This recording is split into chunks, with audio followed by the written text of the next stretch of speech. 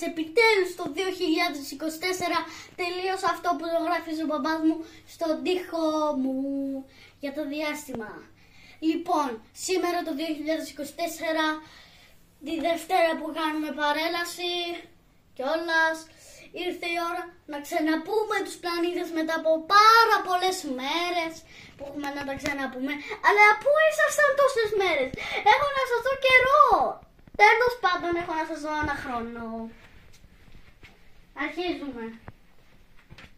Αντίος αμιγκούλης. Τσίγκης τσίγκης. Τον ήλιο γιατί δεν τον εβάλαμε όνομα? Ότι είναι ο ήλιος μας. The Sun. Ερμής, θα τους πω όλους. Ερμής, Αφροδίτη, Γη, Σελήνη, Άρης, Φόβος, Δήμος, Δήμητρα, Ζώνη αστεροειδών. Περίμενε, άμα βάζω σε ένα κεφαλάκι, η κοιλιά του που είναι όλο αυτό είναι χοντρός. Ευρώπη. Η Ευρώπη είναι το κεφάλι του. Ο Γανιμίδης και η Καλιστό.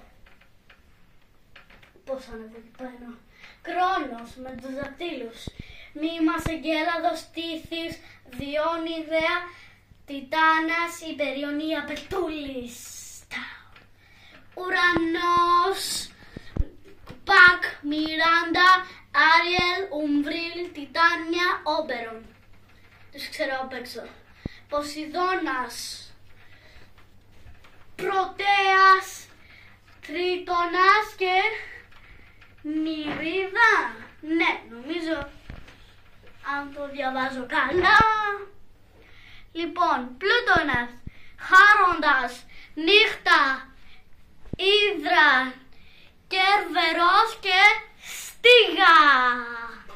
Χαουμέια, Ναμάκα και Χιακά. Ζώνη του Κάιπερ βλέπουμε ότι γράφει. Ηλιακό σύστημα, θα το πούμε στο τέλος, θα το δείξουμε. Μακεμάκε, Μη-Καπα-2.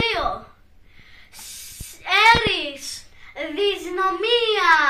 Η Έρης, η δυσνομία μου. Σέγνα είναι ένας υποψήφιος, ναι. Το νέφος του Ορν. Περίμενε, το νέφος του Ορν δεν πρέπει να έχει πολλά συννεφάκια, αν το κάνω λάθος.